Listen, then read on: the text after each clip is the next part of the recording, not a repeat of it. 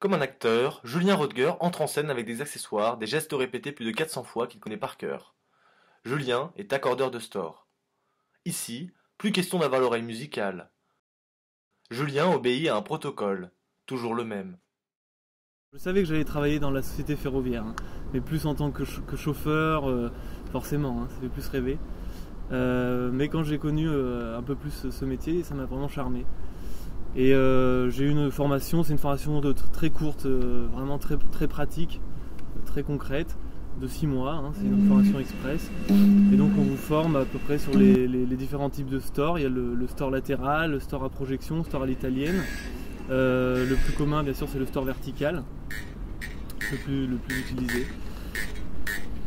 Ce qui m'a plu aussi c'est les horaires parce qu'on est sur du mi-temps. Je suis à 20 heures par semaine, intersaison, puisque bon, il y a des pics en été, en hiver, avec les changements de température assez violents.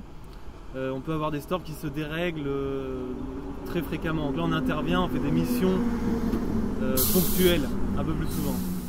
C'est vrai qu'il faut aimer ça. Il faut aimer ça parce que c'est un métier particulier. On a un contact assez restreint avec les collègues et on n'est pas forcément pris au sérieux. On n'a pas les mêmes horaires non plus, donc on ne se retrouve pas forcément à la machine à café. À la longue, ça peut être décourageant. Des artisans comme lui, la société ferroviaire cherche à en recruter une dizaine, sans succès. Pour Julien, la pénurie s'explique justement par un manque de visibilité à l'échelle nationale. Les jeunes préfèrent s'orienter vers des cursus professionnalisants ou vers des filières plus reconnues.